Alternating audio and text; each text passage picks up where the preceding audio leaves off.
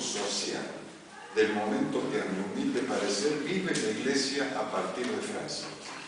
Es decir, ahí empieza a direccionarse la charla, que está vinculado a lo político, a lo social. Y empiezo a hacer puntos, ¿no es cierto?, a saber.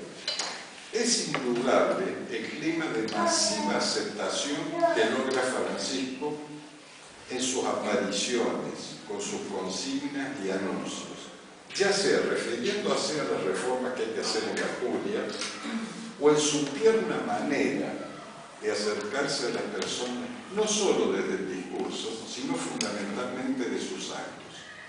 Este primer punto que destaco, la masiva aceptación que tiene Francisco en todo lado. A la par de esto, a la par de ello, se comenzaron a ver algunas páginas especializadas en la vida de la Iglesia. Yo leo, como hago 8 o 9 lecturas diarias de documentos y páginas de la Iglesia de todo el mundo.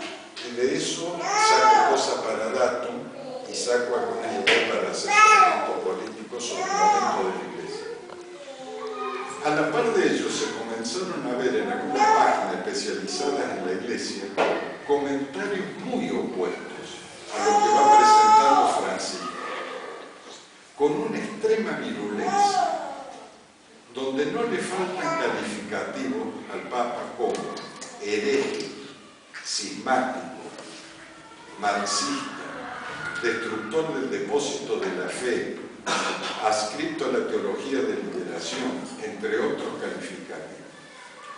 Esto era lo que me había engranado a mí, estas calificaciones que hacían algunos europeos sobre el Papa.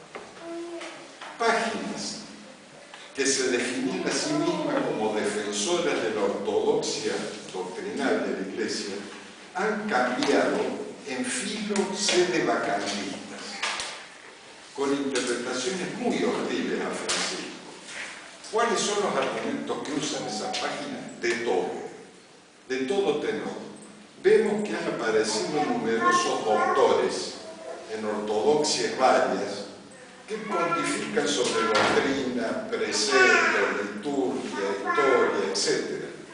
Todos son doctores ahora para criticar, que han llegado a hermenéuticas, a comprensiones del problema realmente increíbles.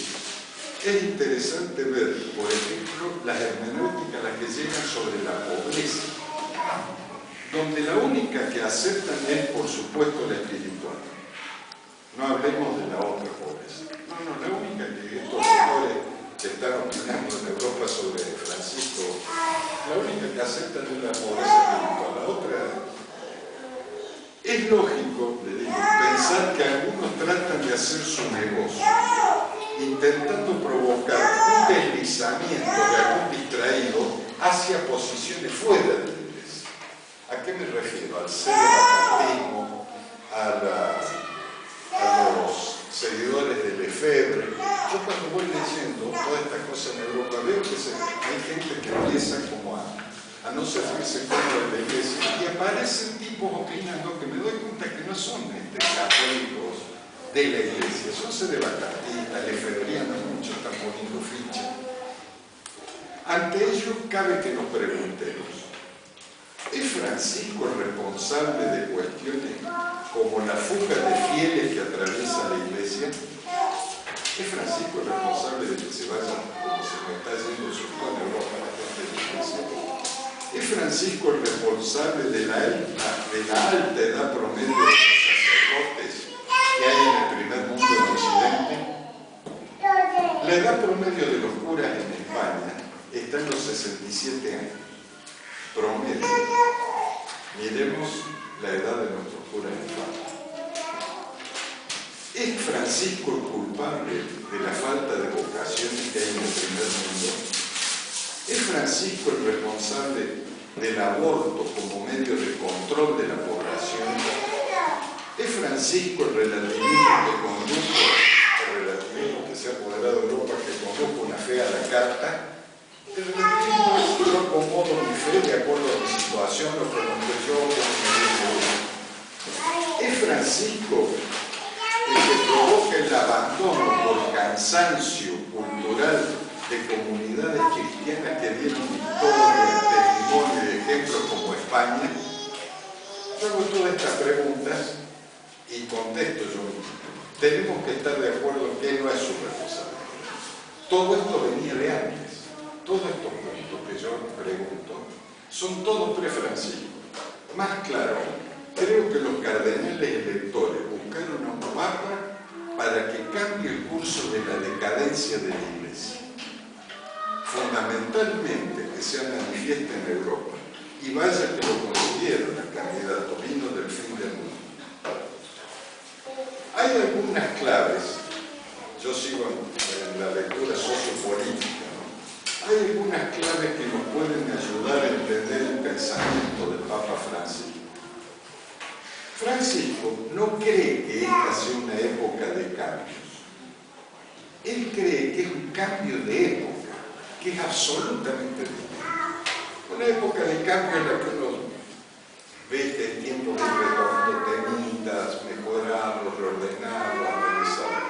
En cambio, lo que él sostiene que es un cambio de época es un cambio cultural profundo de la humanidad, como fue el Renacimiento, como fue la Revolución Francesa, como fue la decadencia de la Iglesia en la Baja Edad Media. Digo, hemos vivido varios cambios de época y si analizamos los cambios de épocas anteriores, vemos que la Iglesia respondió siempre a esos cambios de época sin que las puertas del infierno prevalezcan.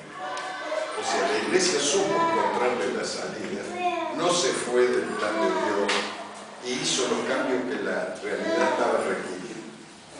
Por ejemplo, aparecieron oportunas respuestas en la Baja Edad Media, como las órdenes mendicantes.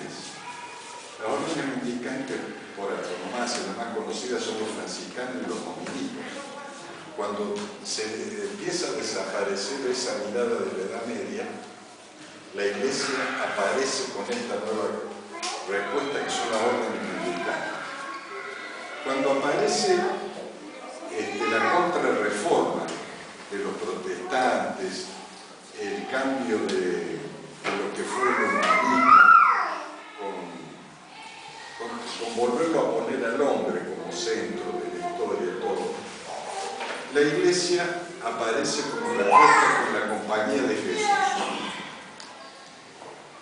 Y más próximo, después de la aparición de otro cambio de época, que es la Revolución Francesa, la Iglesia entra en una serie de debates, todo, y termina respondiendo con el Concilio Vaticano II y con la aparición de nuevos movimientos, que son la primavera de la Iglesia, entre los cuales tenemos el gusto de haber aparecido nosotros.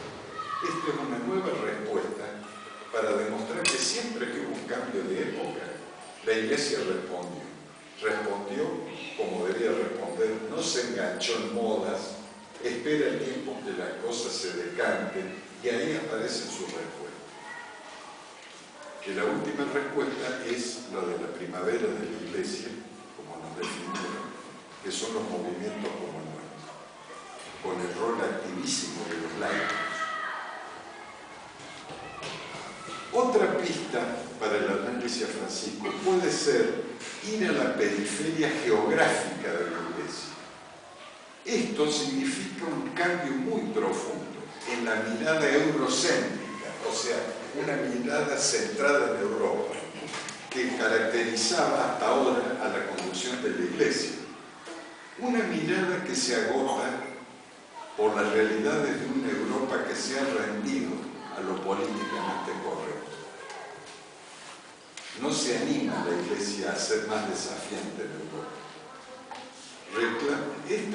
Este momento donde la Iglesia europea se mete en el relativismo, se conforma con ser minoría, toda una serie de cosas, acepta que se nos vaya la gente, sin mirar atrás, porque la gente no se va haciendo un escándalo de la Iglesia, se va en silencio, sin pegar un portazo. Es la forma más terrible de que alguien se vaya. Despacito van dejando. Entonces esto denota que Europa, que en 2000 años de iglesia fue la conciencia, se agotó, se cansó, se casó existencialmente, ¿no?